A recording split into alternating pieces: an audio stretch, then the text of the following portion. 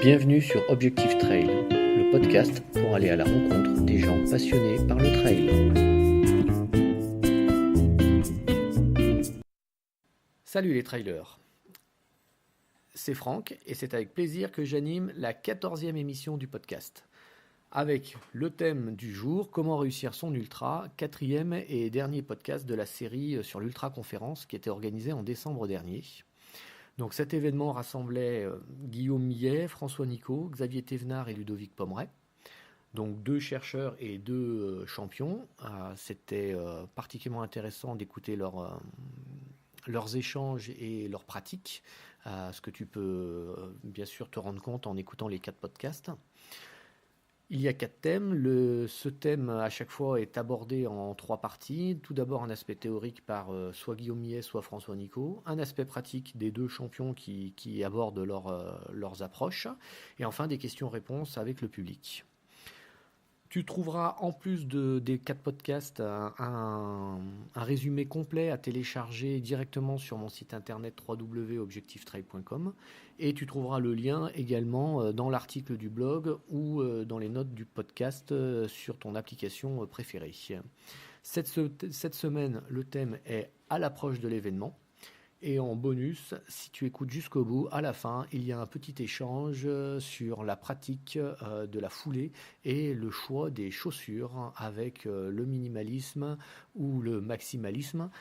Donc je te souhaite une bonne écoute. Bon, voilà, on va commencer même un petit peu en avance parce qu'on s'était dit qu'on attaquerait vers 8h. Bonsoir à tous, merci d'être venus à cette première ultra conférence. Sur la thématique réussir l'UTMB et aussi les autres ultras. On va rentrer tout de suite dans le vif du sujet puisqu'on a la présence des 2 auteurs et c'était aussi une volonté de Guillaume et François de pouvoir faire vivre le livre à travers ce genre de conférence. Donc c'est un peu une édition 0. Il y aura peut-être 1 ou 2 ratés, on s'en excuse d'avance, mais voilà, on va essayer de faire au mieux. Et aussi, on remercie tout de suite les 2 athlètes qui ont tout de suite répondu à notre demande, que vous connaissez, mais on reviendra un peu plus en détail juste après sur chacun. Donc Xavier et Ludo Pommeret. Xavier Thévenard et Ludo Pommeret. On va tout de suite commencer avec l'auteur qui va beaucoup parler ce soir et qui est en train de boire, donc vous le connaissez peut-être. Guillaume Millet, qui a déjà écrit un livre qu'on a édité aux éditions Outdoor Édition à Endurance. Donc, qui s'appelait Ultra Trail, Plaisir, Performance et Santé, et qui, depuis, a réédité l'exercice en s'associant avec François. Guillaume, il est physiologiste du sport, il est 3 fois dans les 6 premiers du TMB au début de la course. On ne le dira pas trop fort, mais quand même. Et surtout, il a terminé 3e de la première édition du Tour des Géants. Voilà. Et depuis 5 ans, il a migré vers le Canada, où il est directeur de recherche, c'est ça. Et il va bientôt revenir, donc on aura peut-être l'occasion en plus de le revoir plus souvent, parce qu'il va revenir s'installer sur Saint-Étienne en 2018. À l'autre extrémité, on retrouve François Nicot, que certains connaissent peut-être, parce qu'il arpente énormément les sentiers de la région. Ça fait 20 ans qu'il court. Il est aussi directeur de recherche à Grenoble dans le domaine de la mécanique. Il est très connu parce qu'il s'intéresse énormément à la problématique des avalanches. Il est souvent concerné par toute l'accidentologie qui est liée aux avalanches et malheureusement ça a déjà commencé. Il a repris des études il y a 2 ans avec un master en physiologie du sport. Il a terminé cette année, il faut quand même le dire, 3e de l'Aravis Trail, donc c'est plutôt une belle performance. Il se classe régulièrement dans les 10 premiers des trails régionaux.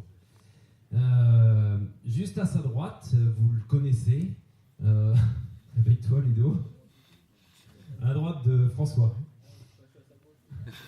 à sa gauche, exactement, donc pour moi c'est droite, mais bon. Ludo Pommeret, que vous connaissez, qui est le régional de l'étape, puisqu'il est savoyard, il travaille sur la région de Genève et passe la majorité de son temps en Maurienne, entre Modane et Valloire. Donc vainqueur de l'UTMB 2016. J'ai rapidement compté tout à l'heure, il a à peu près une centaine de victoires à son actif en trail. Il a commencé à courir en 2003, il il me semble, en même temps qu'il a attaqué le ski alpinisme. Il lancera sa 13e pierre à Menta cette année, en 2018, donc ça vous parle pour ceux qui connaissent bien la discipline. Et surtout, avant de faire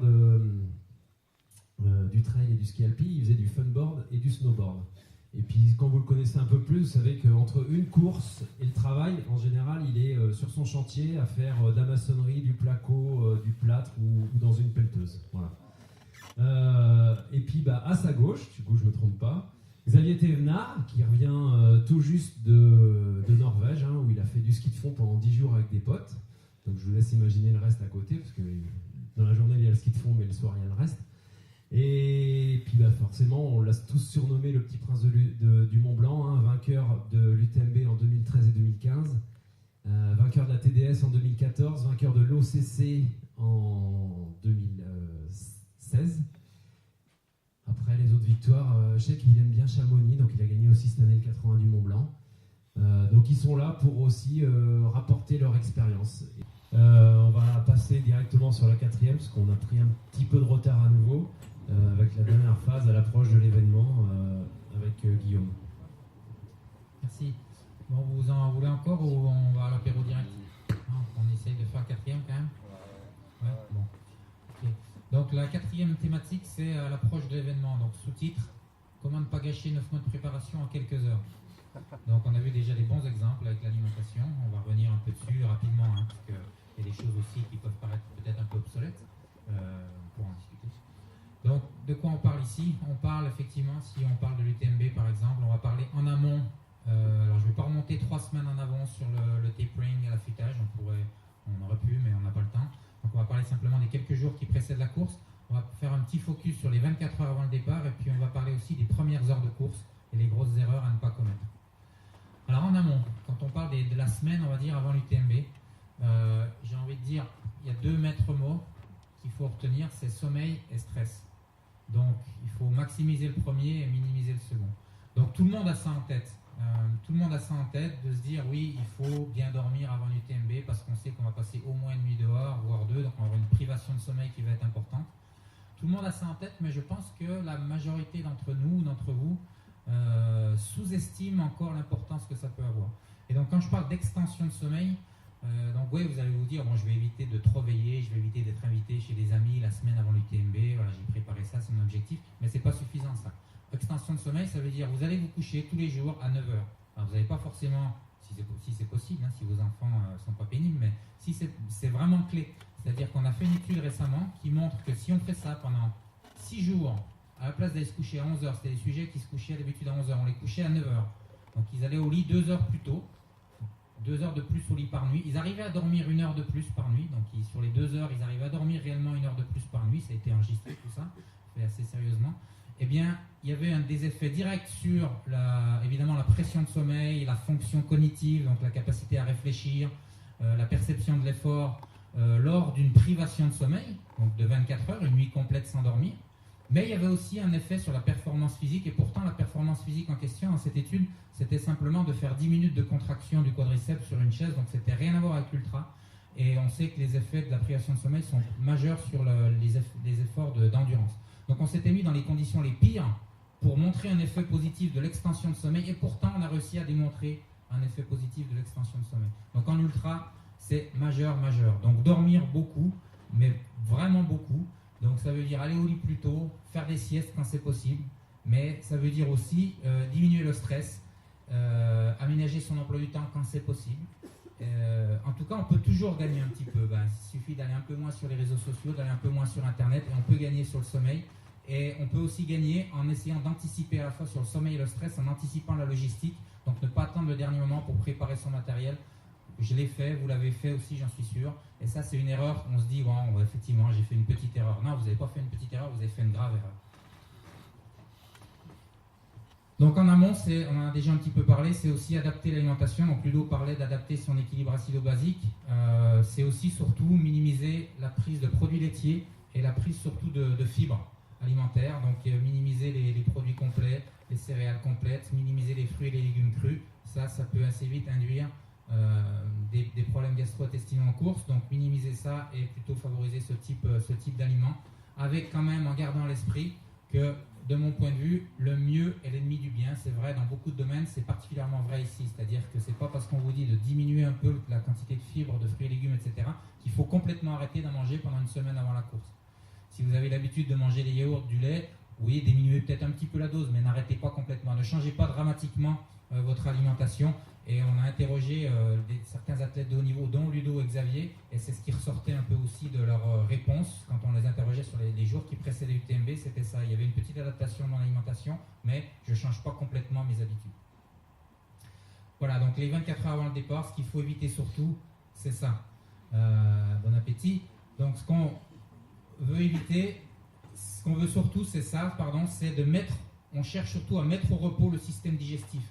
Donc si on ne parle pas des régimes cétogéniques, c'est particulier, si on reste sur la version classique en disant il faut quand même essayer d'avoir des stocks de glycogène remplis, c'est surtout ne pas attendre le dernier moment pour faire ces stocks de glycogène. Donc vous les faites dans les 3-4 jours qui précèdent la course, mais dans les 24 heures avant, vous allez diminuer les doses.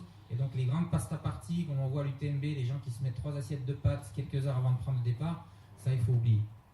Donc des exemples de repas, donc par exemple, alors je vais passer rapidement sur les dîners jeudi soir, donc comme je l'ai dit, limité produits laitiers, fruits et légumes, une petite viande maigre éventuellement, une portion de féculents mais sans excès.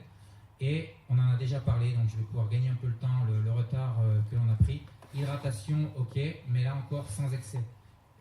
D'une part parce que on a vu que ça pouvait induire des troubles gastriques, et puis en plus on a vu qu'il fallait éviter il fallait bien dormir. Et donc si vous êtes obligé de vous lever la nuit 3 fois pour aller pisser, c'est pas une super idée. Donc voilà, on voit beaucoup de gens qui sont à la limite de la potomanie, qui ont des bouteilles d'eau en permanence avec eux et qui vont s'hydrater le plus possible en se disant le plus j'arrive à boire, le mieux c'est. Non, ça il faut oublier cette idée-là. Ensuite le vendredi, bon ça c'est assez classique, donc je vais passer assez rapidement. Il n'y a rien de très original. Ça, c'est l'exemple de repas avant l'UTMB, donc un petit déjeuner relativement copieux. Ensuite, un déjeuner avec simplement une portion normale de pâtes, coquillettes à l'huile d'olive, un poisson à l'eau par exemple, une part de tarte aux pommes. Voilà, il n'y a pas. Vous voyez que c'est des doses qui sont assez légères. Éventuellement, un cas d'attente, encore une fois, si on est dans la version classique. Et puis, dans les heures qui précèdent, surtout rien. Donc, ou alors, si vous voulez prendre un dernier quelque chose, c'est vraiment sur la ligne de départ. Mais je ne suis pas sûr que ça soit essentiel. Ensuite, si je reprends le déroulé d'une course, par exemple comme l'UTMB, vous partez en soirée, qu'est-ce qu'on conseille? Là encore, rien de révolutionnaire. Essayez toujours, encore une fois, de maximiser le sommeil. Donc, vous réveillez sans alarme. Ce qui est sympa de faire, je pense, c'est d'aller faire ce qu'on appelle un réveil matinal. C'est-à-dire qu'avant d'aller au petit déjeuner, vous sortez, vous allez faire quelques foulées, vous allez marcher 5-10 minutes, vous allez courir tranquillement pour vous mettre en train progressivement. Quelques étirements, ce sont des choses qui ne sont pas absolument indispensables, mais qui peuvent être sympas. Ensuite, vous prenez donc votre petit déjeuner, et normalement, tout doit être réglé, le dossard, le matériel, donc il faut rester au calme, en essayant de ne pas rester non plus complètement statique, donc faire régulièrement des pas pour se dégourdir un peu les jambes, mais rester au calme, puis s'occuper la tête, donc lire vidéo, discussion avec des amis. Alors discussion avec des amis, attention, évitez d'être, s'il fait chaud par exemple, d'aller en terrasse en plein cagnard, ce sont des choses qui sont assez évidentes, mais bon, parfois on voit des erreurs qui sont majeures, qui paraissent pourtant des erreurs de débutants. Et notamment le piège sur les grosses courses où vous avez des salons, on voit les gens qui déambulent sur le salon, qui marchent pendant des heures, qui restent debout, souvent sans même avoir des chaussettes de contention, même si c'est de plus en plus populaire. Donc là, c'est vraiment... Si vous êtes entraîné pendant des mois et que vous faites ça parce que c'est sympa, oui, il y a le salon, c'est sympa, on voit du monde, on voit des athlètes de haut niveau, donc on a envie d'être là. Après, il faut savoir ce que vous voulez. Soit vous voulez vous éclater avant la course, soit vous voulez faire une bonne course, mais on ne peut pas faire les deux. Voilà, déjeuner, sieste encore, même si vous n'arrivez pas à dormir, mais on ne sait jamais, si bien vous allez dormir, et là, ce serait super. Surtout si vous avez du sommeil en retard, c'est essentiel, et puis une petite collation. Ensuite, le troisième aspect, c'est les premières heures de course. Donc très rapidement, on va surtout parler de la gestion d'allure. Le mental, évidemment, on n'est pas des spécialistes. Il y a François Castel qui est intervenu dans le livre, un peu moins que dans mon premier livre, mais qui a encore donné des conseils, notamment pendant la course. Les aspects de nutrition, on en a déjà un petit peu parlé, et puis après, il y a la gestion de la nuit qui est un peu particulière, on n'aura pas le temps d'en parler. Donc, on va surtout parler de la gestion d'allure. Donc les premières heures de course, qu'est-ce que c'est? C'est surtout ne pas partir trop vite. Ne pas partir trop vite, ça veut dire, pour un ultra de 100 miles, c'est au maximum, et ça prend en compte le stress qui fait monter la fréquence cardiaque.